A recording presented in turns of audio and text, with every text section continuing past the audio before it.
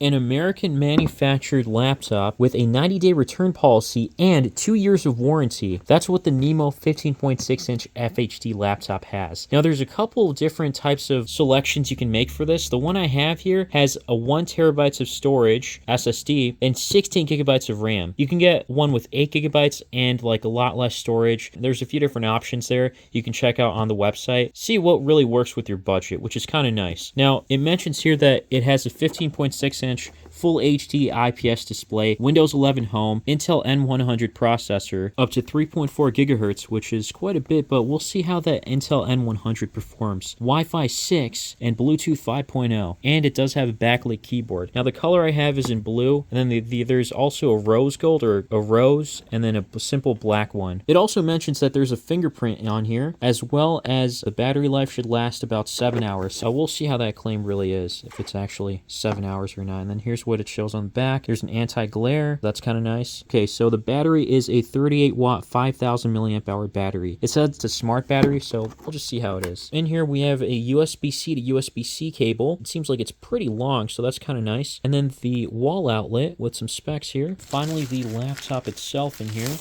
And look at that, ocean blue. That's kind of a nice, cool looking finish, cool aesthetic and color overall. Kind of reminds me of my Chevy, but I digress. Got this Nimo logo in the middle, and then underneath it's also blue, as well as on the inside, at least the keyboard, just not the bezels itself here. And the bezels don't seem to be too bad. I'll get to the screen more in just a moment, and everything else. Wow, even the backlit keyboard is blue. It's like shining. That is some decent attention to detail there. Going back to the bottom, we have 3 rubber tacks that help prevent it from sliding on a curved surface. On the side, we've got all of the ports and buttons. I'm not going to go over everything. And then on the other side, we've got some more ports, and it feels relatively thin, which is kind of nice. And it weighs just as much as a regular laptop would. And then on the top, there is the camera with cover. So that's kind of nice. The camera quality itself is just tolerable. It's okay for a video call, I'd say. And then taking a picture, it takes about a second to get a shot in. And yeah, it's just not that great, but it's just okay. Out of the box, there's a decent amount of storage available, about 897 gigabytes free. And that's not bad. Unfortunately, there's no expandable storage except for micro SD card expansion on the side. And then on Cinebench, I did a quick test. And interestingly enough, or maybe not so interesting, got a pretty kind of a low score here, but at the same time, it says that it was clocked at 0.81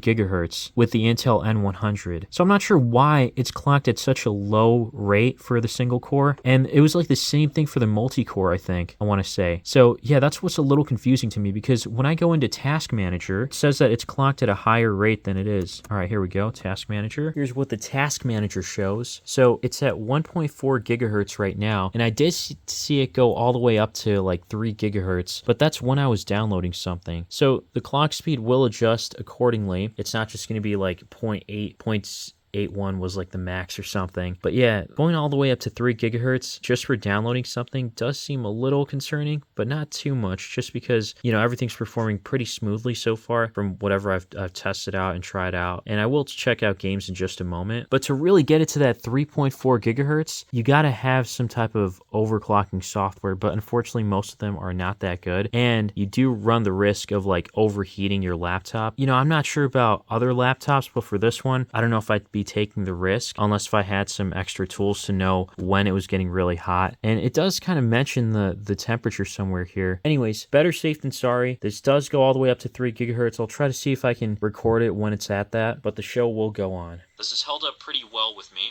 and okay. I know that this was a problem So it looks like the speakers aren't bad. They don't sound too tinny, and it gets decently loud. As for the screen itself, it looks like it gets pretty decently bright, and it's at 1920 by 1080. You really can't go wrong. It's an IPS screen, so the pixels won't, or the color reproduction doesn't really look that dull or anything. As for doing basic tasks, it looks like there's not much delay here. Everything seems relatively smooth, especially with this trackpad. And typing into first game here is Roblox, and this seems to work really well. I think the graphics are set to automatic, and it does stutter here and there. I mean, this one's going pretty fast, but it still seems playable. Well, I have to see here. Yeah, holy cow. This is like super quick. And I wish I had like a frame rate tracker up there. I can't seem to find it for some reason in the settings once I had this opened, so do apologize for that. But yeah, it seems like everything's playable here from what I can tell. Next game I'm trying out here is Dark Souls. Now, unfortunately, I know this is a pretty old game, but no matter which laptop I've used,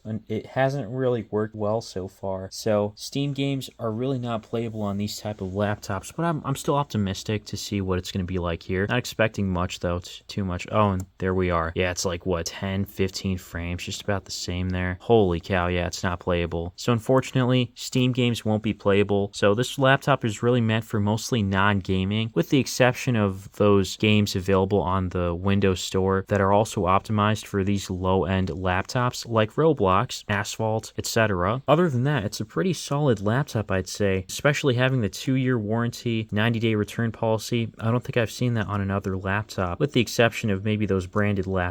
So that's really the main thing that this has going for it. Performance is decent, and you don't have to get just this one with 1 terabyte and 16 gigs of RAM. You can get something that's a little less, that has less storage or even less RAM for a cheaper price. So I'll have a link down below as to where you can get this, and stay tuned for more. As always, thanks for watching.